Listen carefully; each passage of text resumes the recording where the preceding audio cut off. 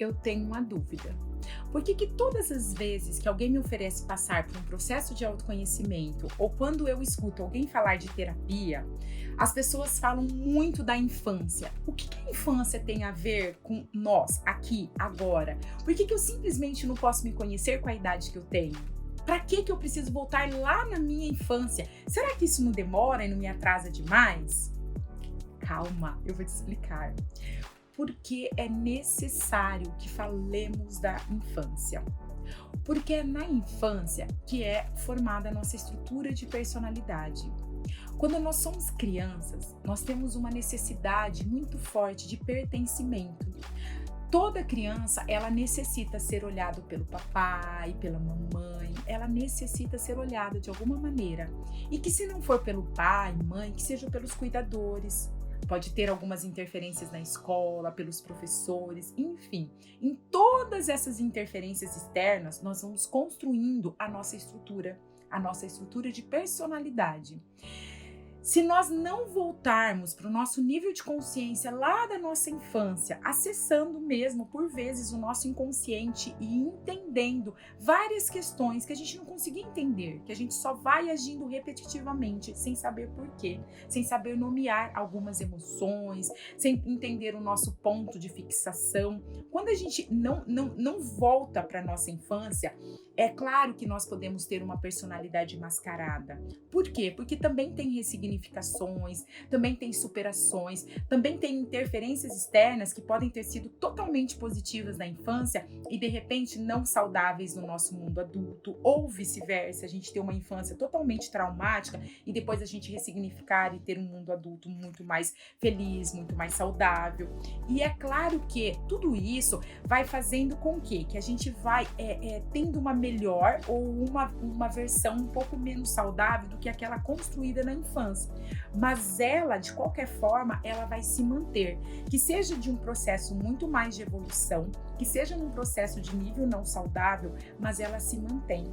Então, a essência, quando a gente veio para cá, a gente tem a nossa essência, que ela tá muito ligada ao nosso espiritual.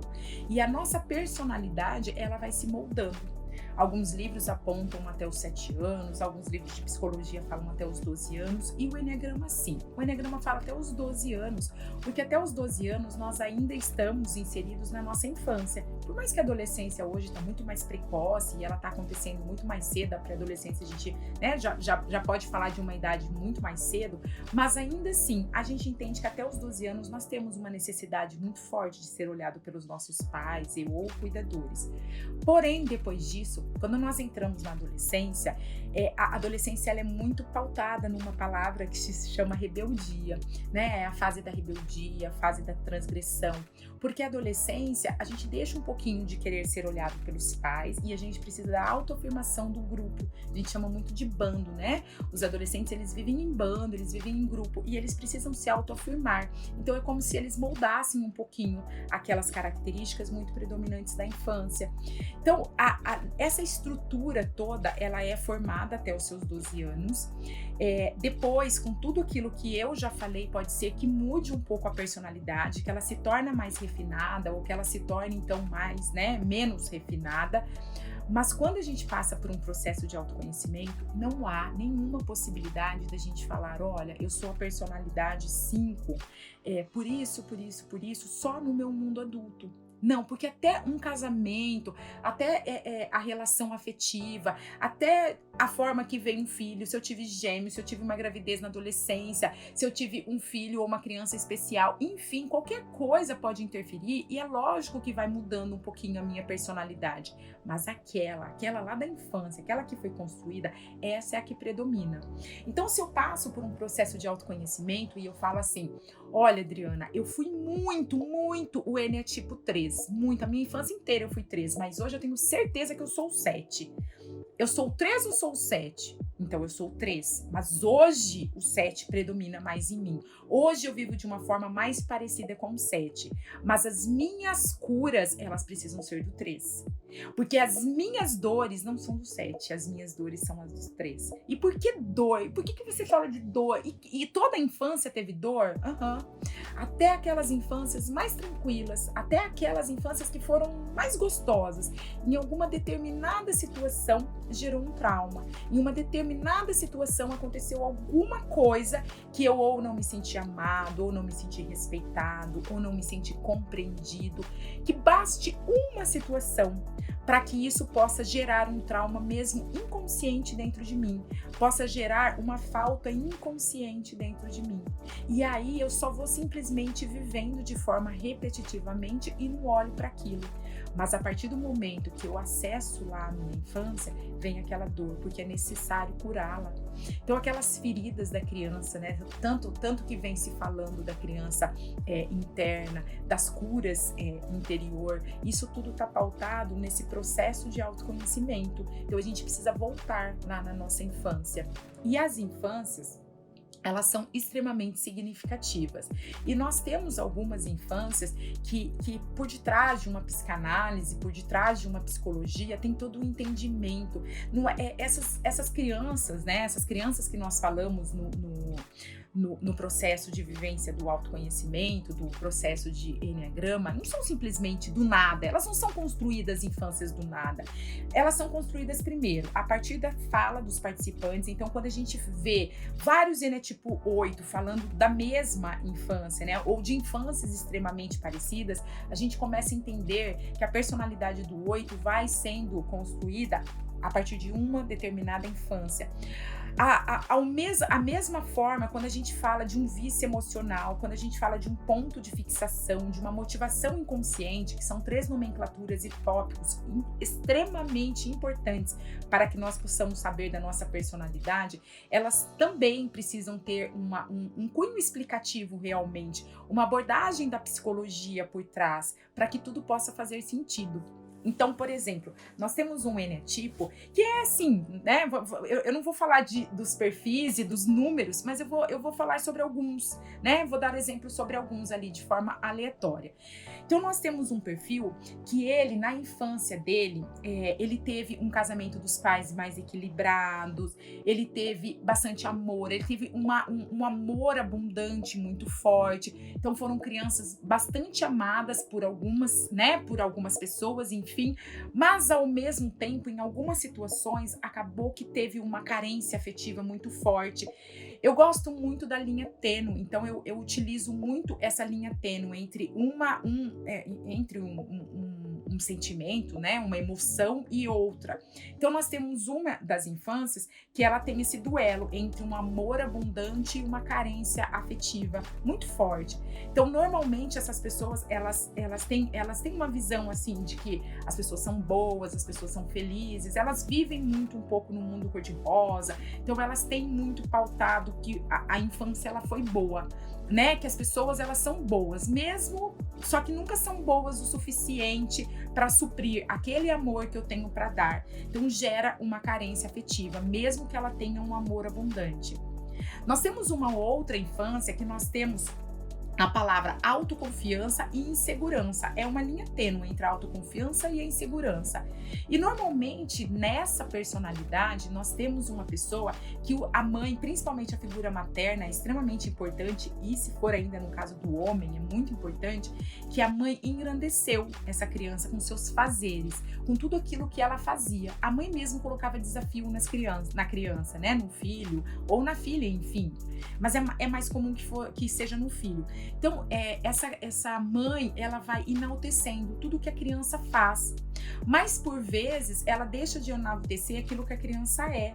E aí vai gerando uma insegurança de quem eu sou. E eu prezo muito para aquilo que eu faço. Então, o que eu faço tem reconhecimento, o que eu sou não. E gera um pouquinho uma insegurança em ser. Então, são aquelas pessoas que vivem um sentimento, mas reprimem um pouquinho aquele próprio sentimento. Nós temos uma outra infância que pode ter havido algum medo, que pode ter havido insegurança, que pode ter havido algum trauma. Então aquela criança, ela vivenciou alguma situação que a deixou insegura.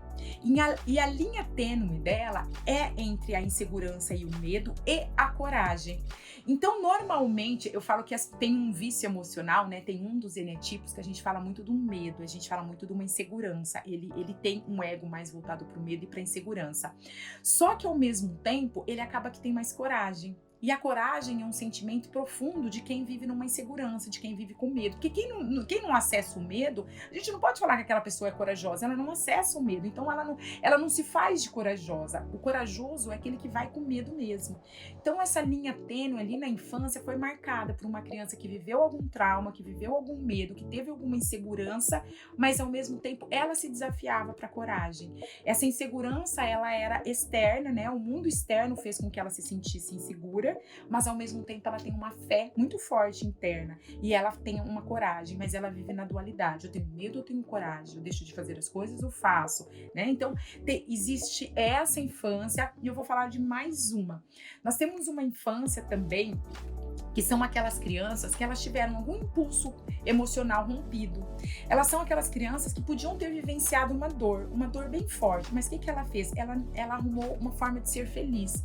Ela não entrou em contato com aquele impulso interrompido, com uma perda, com um abandono, com uma experiência de morte. Ela não entrou em contato com aquilo. Ela simplesmente buscou superar tudo aquilo. Mas ela superou de qual forma? Não olhando, negligenciando. Então, quando adulto, é muito comum que essa pessoa fuja.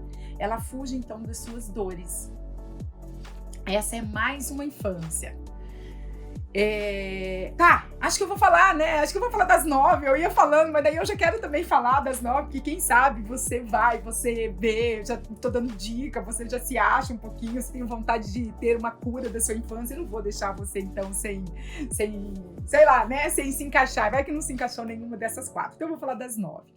Tem uma outra infância que foi uma criança bastante exigida. Uma criança que ela criou uma responsabilidade muito forte, um comprometimento. Até a gente fala que essa criança, muitas vezes, ela foi uma criança mais velha, uma criança mais precoce, uma criança que ela cresceu antes da hora. E ela cresceu por ter sido, sim, exigida, por ter sido esse nível de exigência muito forte, ligado muito para a perfeição. Você precisa ser bom, você precisa ser responsável, você precisa ser comprometido. Então são aquelas crianças que por vezes tirou 9 na prova. Ai, mas podia ter tirado 10. Aí ela se esforça e tira 10. Ai, mas nossa, não fez mais que a sua obrigação. Quando adulto, ela cresce com um adulto que a obrigação é ser perfeito, que a minha obrigação é ser totalmente certo, comprometido, responsável. Então, por vezes, ela deixa um pouquinho do brincar, ela perde um pouquinho a sua espontaneidade. E essa criança, então, ela teve a espontaneidade, porque toda criança é espontânea, né? Então, ela teve a espontaneidade e a linha tênue dela vai para a repressão. Ela quer ser espontânea, mas ser espontânea demais não é bom. Ser espontânea demais não é o certo. E aí ela reprime em favor, né? Em favor dessa perfeição. Então essa é uma outra criança, uma 5ª criança.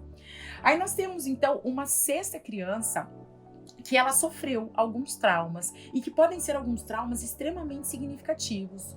Um trauma como abuso, ter apanhado demais dos pais, um trauma como ter que ser muito forte antes da hora. Então são aquelas crianças que perderam um pouquinho a sua inocência, que perderam um pouquinho essa inocência, essa pureza infantil que toda criança tem, porque ela teve que crescer. Não é responsável como aquela outra que eu acabei de falar, mas forte, né? Uma criança que teve que trabalhar muito mais cedo para ajudar no sustento da casa, ou teve que trabalhar para poder proteger os irmãos, a mãe que ficou viúva, ou uma criança que foi rompida realmente a sua integridade. De alguma forma ela foi desrespeitosa e ela não aceitava aquilo.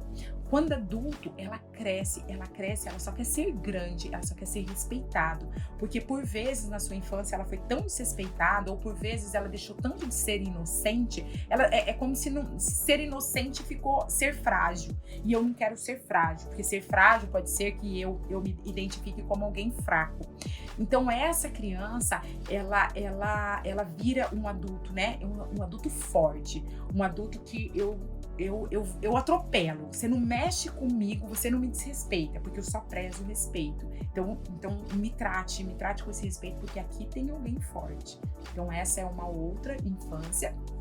Aí nós temos uma outra infância que pode ter havido sim uma dualidade, ou muitas brigas dentro de casa, muitas brigas que não fosse com ela, mas briga de pai e mãe, briga de irmãos, enfim, muitas brigas dentro de casa, e essa criança ela só precisa mediar, ou então ela só precisa ficar quieta, ela só quer desaparecer, ela não quer entrar em contato com aquela briga, ela não quer entrar em contato com toda aquela confusão, ela foge. Quando adulto, ela não suporta confusão, ela não suporta gritos, ela não suporta tumulto, ela quer viver na paz. Então é aquela criança que vai atingindo uma paz interna muito forte, e aí ela precisa viver na harmonia, ela precisa viver na tranquilidade. E ela tem uma sensação de insignificância, porque ela vive uma dualidade, uma vontade muito forte de falar, mas uma necessidade de se calar. Então foi aquela criança que ela queria expor alguma coisa, mas ela se sentia insignificante. Pode ter havido uma infância muito saudável, uma infância com os pais muito amorosos, mas pais que muitas vezes precisavam trabalhar muito. E essa criança foi criada por babá, foi criada pelos avós, e aí ela precisava, né? Ela não tinha toda aquela segurança de pai e mãe ali na criação, e ela foi sentindo como se ela precisasse se anestesiar de si. Ela precisasse ficar mais calada, precisava ficar mais boazinha, mais respeitosa, mais amável. Então pode ter também havido essa dualidade de infâncias, mas de qualquer forma, uma criança que teve um sentimento de insignificância, como se sua voz fosse uma voz que as pessoas não dessem importância. Então, uma necessidade de falar e uma necessidade de se calar. Bom, deixa eu ver agora da onde que eu tô. Ah, tá. Tem uma outra infância que nós vamos falar de uma criança que teve uma sensação de abandono ou uma sensação de falta, uma sensação que estava faltando alguma coisa. Parece que as pessoas não olham para mim, as pessoas não me acham especial. E aí, se ninguém me acha especial, então eu vou me achar diferente, né? Então são aquelas crianças que muitas vezes elas têm uma sensação de se sentir o peixe fora d'água. Então ela tem uma sensação de não ser especial, de ser até inadequada para o outro, mas elas sentem-se internamente, elas se sentem especiais porque elas acabam se sentindo únicas. Eu não pertenço a essa família, eu não pertenço a esse grupo, parece que eu não pertenço a essa escola, eu não sei. Dentro de mim tem alguma coisa que me falta e parece que eu não consigo me pertencer ali. Eu me sinto um pouco mais especial, eu me sinto um pouco mais diferente.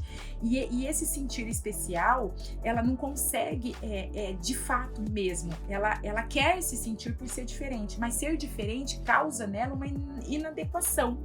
Então é uma sensação muito de insatisfação, de se sentir inferior, porque eu sou diferente, eu sou inferior, mas ao mesmo tempo eu sou diferente, então eu sou especial. Então fica uma dualidade, fica uma busca e eu não consigo me completar, fica uma falta, sei lá, alguma coisa para fechar o quebra-cabeça. Então nós também temos essa infância e por fim a gente tem uma última infância, então, acho que já falei das 9, que é uma infância de uma criança que ela tinha muito medo de ser invadida, porque na verdade ela vivia numa invasão.